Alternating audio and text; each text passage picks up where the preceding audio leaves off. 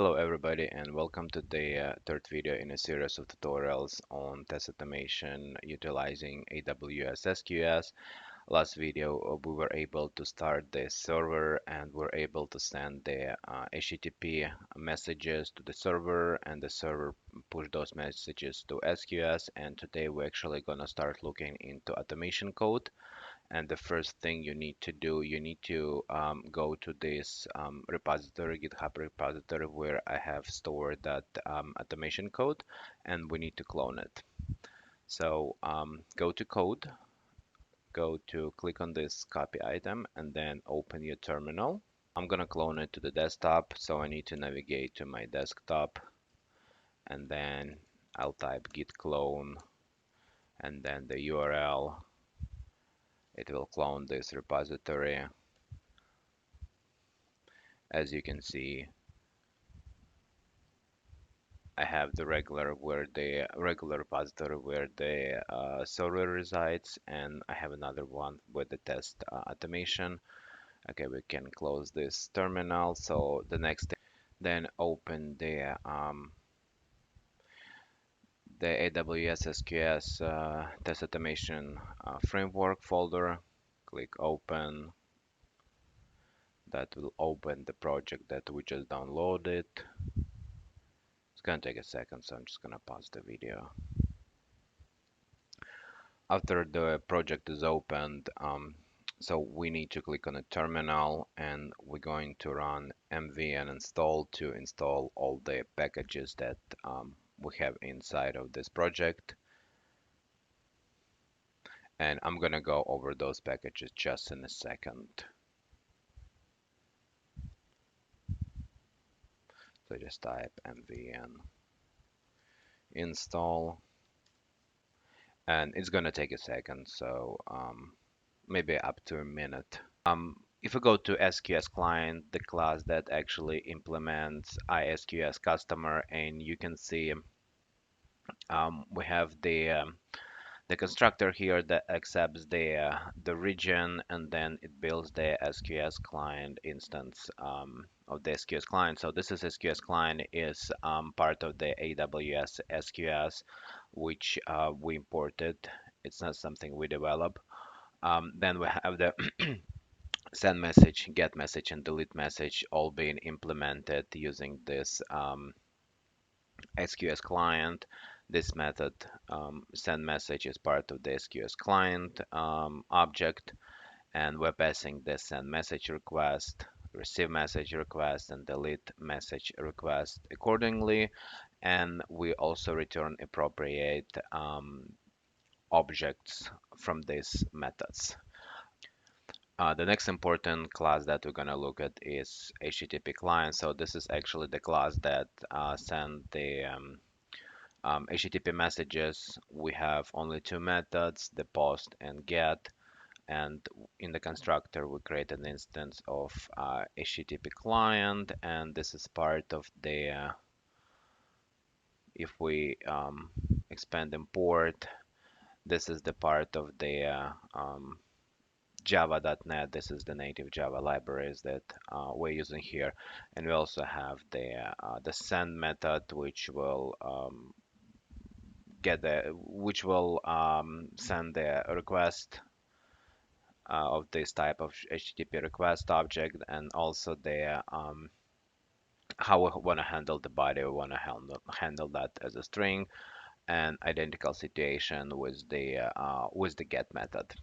First interface, we're gonna look at iCustomer service HTTP. So pretty much this is the interface that deals with sending customer information via HTTP request. So you can see that get customer, we get the ID, and then add customer, we provide the customer, we return HTTP response in both of those situations. Implement this interface is located at testlogic.services. Honestly, don't like that naming, but let it just be. Customer service HTTP. So you see it's implement this method, and again, get customer, add customer. We implement those methods in here. Next interface will be iCustomer Service SQS. So this is identical. This is close to what HTTP has, but it actually deals with sending message directly, sending customer information directly to the SQS queue instead of using the HTTP. And the class that implements this interface is Customer Service SQS. So you can see we have the send customer method and find method. They send customer accepts the customer to send, and find is accept the ID. And as you see here, we're using the dependency injection. I'm gonna go over that a little bit later, but pretty much we inject the ISQS customer interface into this class, and we perform the calling the methods add and find respectively. Let's go to HTTP customer. This interface has two methods, add customer and find customer. It's also done through the HTTP. So pretty much distinguishing between performing certain action between HTTP and directly invoking SQS. This interface is used in the API HTTP customer repository. As you can see, we implement this interface with add and find methods where we perform the logic of actually um, building the HTTP request and then sending. So here we're sending the post request, posting the customer, and here we find it's a get request to find the customer. As you remember in the last video, we used the postman to do that, so we need to mimic that situation. These methods, that's what they do. They pretty much just send the information to this URL instead of us doing it manually through the postman. We're just gonna send it directly and then do the assertions. HTTP customer repository, so pretty much HTTP purchase repository. So this is pretty much for creating a purchase. This is the response decorator. So this is the helper class that help us work with the response. They just get the body based on the object that we are expecting. And next, look at the model. So we have customer to receive model. Let's start with customer to send. So we have customer to send model. Instead of building getters and setter, we're using the Lombok projects. It's just easier than typing getters and setters. I know some of you will say, hey, there is the shortcut in the IntelliJ that will generate automatically. I agree, but I personally prefer this way. Customer that will receive close to what customer to send object is, but has the ID since we assign the ID to the customer. Lead is the information where we return the customer with the purchase history. That's why we have a list of purchase histories over here. Product is the part of the purchase history object, which is has the name and the price. And purchase history just the class that contains two properties, list of products and the email of the customer, because we need to do the linkage, right? So we need the email for the purchase history. And we already looked at the customer repository, so we have also HTTP purchase repository class where we create new purchase. Again, instead of doing that through the postman, this method will send the post request to create the purchase history. We look at the clients. SQS customer repository. So this is actually the class. This is a very important class because this is the class that's actually working with the SQS. And we have the couple methods here. We have two add methods. We're using the method overload here. This method accept customer and attribute, and this method just accept customer, and then we're using the send message on the SQS client class that we extend. And we have a find method that accepts the ID. And what we do, we return get all the messages, and then we use the find method, which is private. We do not want to expose this method outside of this class. And this method pretty much just iterate over the array and find the customer that matches the ID. We also have the delete message where we accept the message, and we're calling the delete message on the class, the SQS client class that we extend. Test data is the folder where we have our test data. So you see John Doe and then purchase. This is our purchases. This is the couple of classes that allow us to work with HTTP and SQS. As you see, we're injecting the HTTP customer, invoking the methods that we need, and our test scripts will be calling these methods directly. Additionally, we have helpers.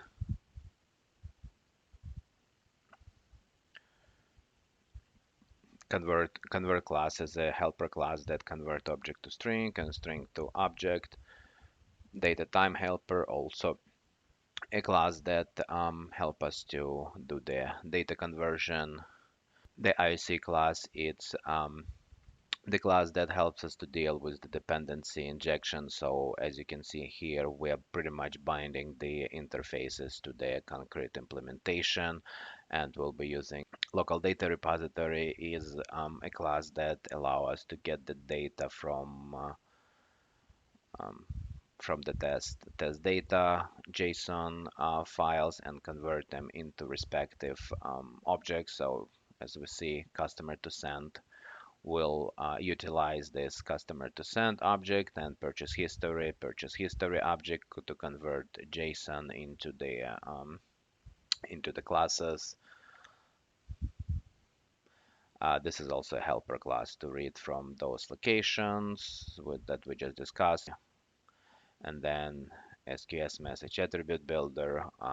This is pretty much the class that build the SQS attribute. If you want to send the attribute beside the message, we can send the attribute that we can use for different purposes. And the most important, obviously, is tests. We have the only single class customer test. As you can see, we are pretty much using the GUI's dependency injection, and we are saying, hey, use this class, the ISC, which stands for inversion of control,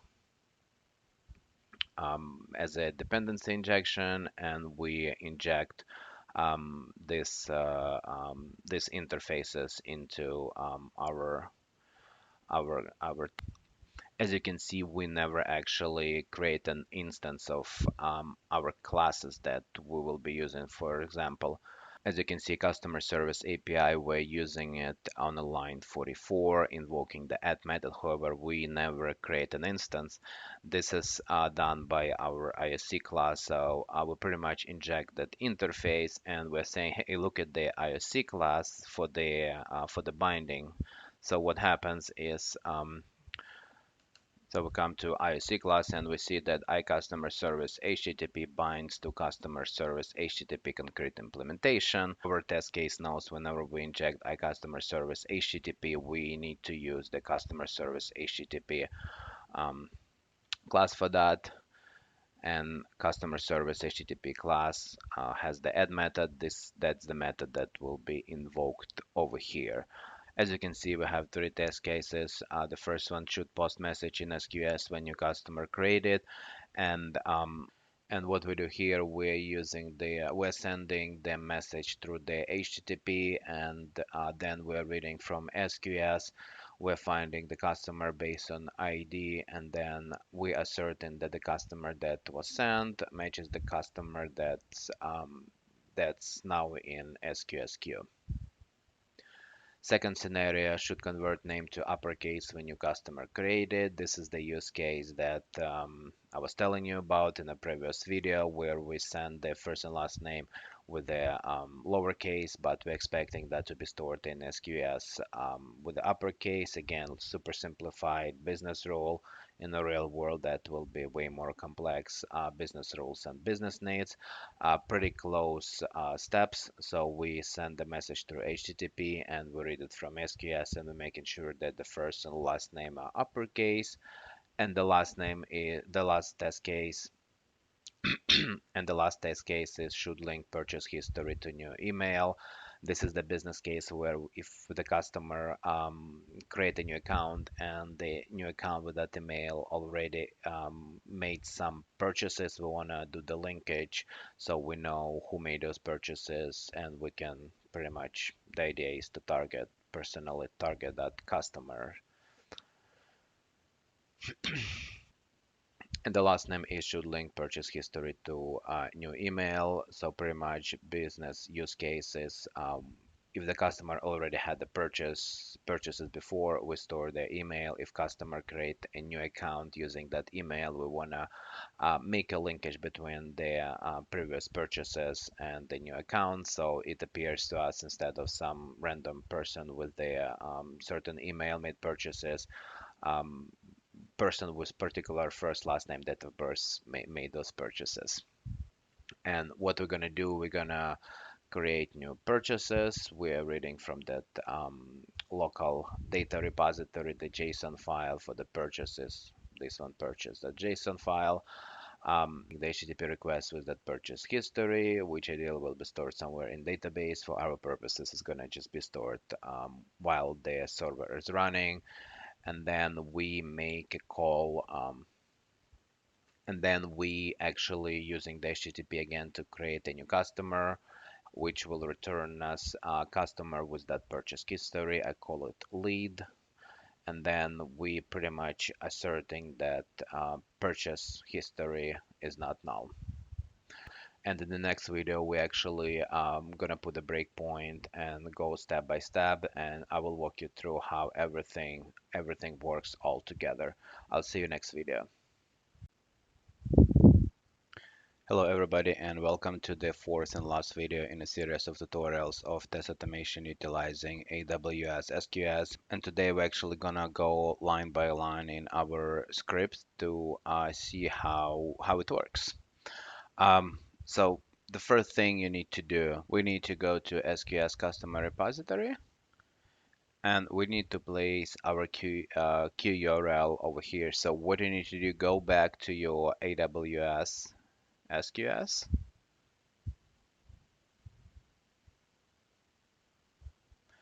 and go to queues, select the queue,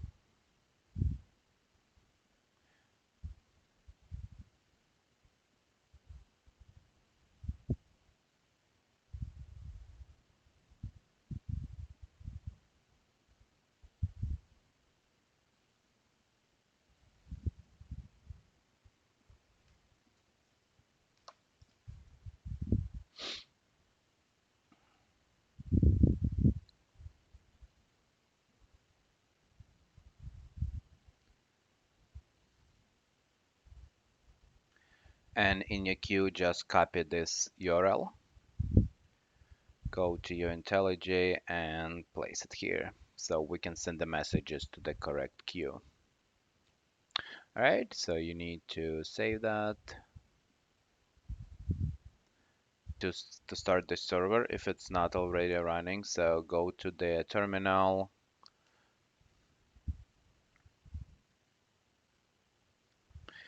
and then navigate to directory where that resides. So in my case, that's gonna be um, AWS test automation SQS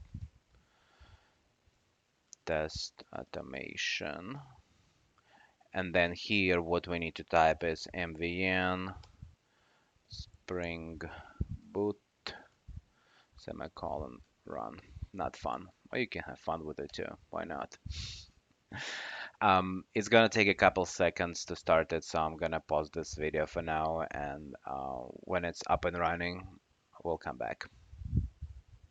Now our application is up and running. You see application availability state, readiness, state change to accepting traffic.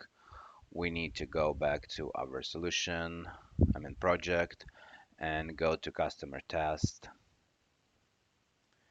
Put the breakpoint on the first line, on the line 44.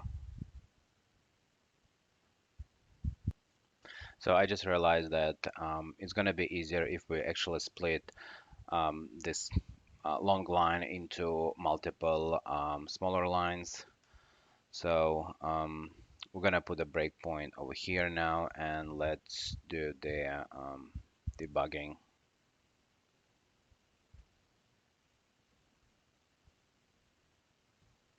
So we hit our first breakpoint, nothing was executed yet, so click step into. That's going to step into this function, local data repository, and this local data repository need to get data from the local reader class, which is a static class. We do not want to create instance of that class. We're gonna click step into as well. Okay, and then what we're gonna do, we're actually gonna convert string to object here, because we were able to read from the JSON file. You can see over here it's name John, last name Doe, and email. You see we're passing this information, this object over here, and the class that we're trying to convert to is gonna be customer to send class type. You can see over here customer to send. So we're going to convert that into the object. So now we're back to customer to send method in the local data repository, and our conversion just happened. So we just want to return the result of that conversion. I'm gonna click step over and step over again. So now if we hover over the customer string, we can see the this object that we're trying to send with the first name John, last name Doe, and the email john.com. The next step, we want to click step into again. We want to go to this add method on the customer service API instance. So what it does, it's actually we're sending this customer to send. So what's happening here, we're injecting HTTP customer interface, which has the concrete implementation. You can see over here HTTP customer repository, which actually has add method in it, which will invoke over here by passing the customer. And if we click step into, then you can see we're taken to HTTP customer repository and to add method. So what we're going to do, we're going to convert that object to the string, and then we're going to build the HTTP request with the URL, the header, the post. There's going to be type of post. Want to build that instance, and then we're going to go to the parent, the class that we extend HTTP client, which has this post method. So step into again, and now we do the dependency injection here. And here we create an instance of HTTP client. It was already created. So now we need to invoke send method on this HTTP client by passing our request and passing how we want to deal with the body of the response is going to be a string. So click on it. That's going to call the server that we just started. And it's now actually it's supposed to post message to our queue. Let's exit out from here and from here, and let's go to the next line. So as you can see, HTTP response, let's see, should be 201 created with the data. Yep, 201 created, and we have the body, the ID, the first last name, and email. And if we now navigate to our queue and we go to send and receive messages, we should be able to see this message now. Poll for messages. Yep, this is the message that we just sent. Let's see it. Yep, 29229. The ID, which is what we have in the response.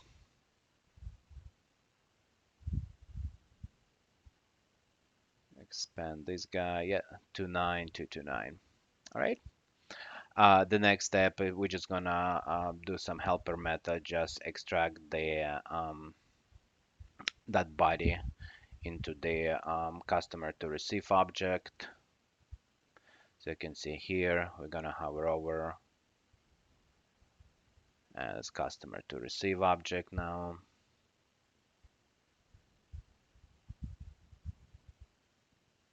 Yep, this object. And then, so the next step will be to actually try to find that customer in SQS queue. So we're going to use the customer service SQS interface with the find method, and we're gonna pass the ID of the customer from this response, from the HTTP response. So click step into.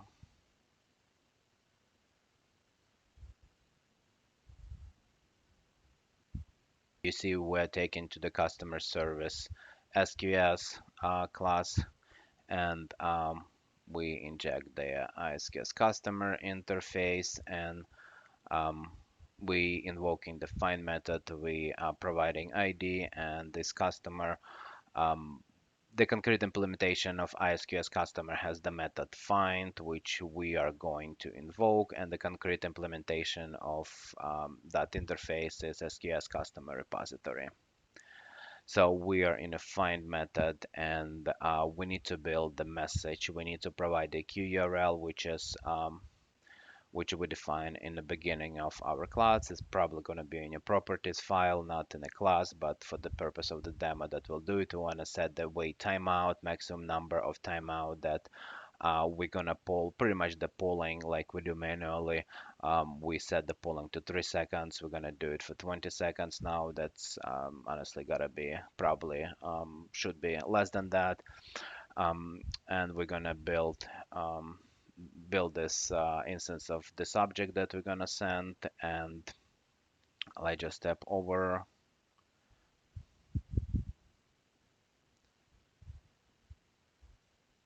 This is using the builder pattern. You see you have the build, you provide the properties, has a build in the end. That's using the builder pattern.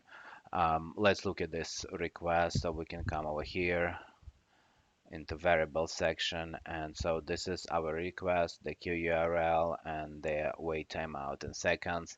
And what we're gonna do, we're gonna invoke the get message method on the SQS client class, which we extends. All right, so step into. Okay, so now we actually, I click step 2 times, so now we're now in this messages method. So if we're gonna step over and exit out from there, so now we're back to our SQS customer repository class, and after calling the get messages, this is the response. So we get the list of messages, and that will be, if you look over here, it's a collection. It's only one message in there which we send. It has some data like message ID. We didn't set that one. Receive handle, this is used for like, for example, deleting messages, the receive handle. And we have the MD5 of body, and then the most interesting to us is actually a body, and this is, you see, it's pretty much just binary, in a binary format.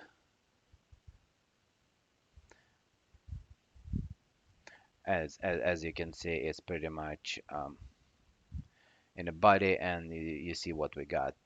We got the guy that we send the information that we actually send. In our situation, it's a single message, so we'll be easily able to find that message. But if you have more, that's why I have this find method that pretty much just iterate over the list and find the message that we need. We're checking for null if message even exists. and then we convert that body into customer to receive class, the same as we converted the body of HTTP, like same as we're converting the body of the post HTTP post request that we sent. So we're gonna do the conversion. As now you can see, customer was converted into customer to receive type, which will have four property: the ID, last name, first name, and email. And we're pretty much just gonna uh, delete this message. And I actually stepped over the delete message method accidentally. So let's look at this method, and it accepts the message. It retrieves the receipt handle that I just mentioned, and it will send this receipt handle. It will retrieve the receipt handle that I just mentioned from the message, and specify the queue, build this message, and then we're going to set the instance of this object to delete message method, which will delete message for us since we're already on the line 62. Let's go back to our SQS queue and see if the message actually was deleted. So poll for message, and yep, message was deleted. Nice. Okay, so we are returning. Let me remove this breakpoint. Exit out from here. And now we're in our test. So customer from SQS will be pretty much identical to the customer that we received from the post request via HTTP. So as you see, customer and customer from SQS, they are identical. So that tells us that if we send the message via HTTP request, our server actually puts it into the SQS. So we can just go over assertions, and our method is done. Our test is done. We do now customer test and then just run all of them together.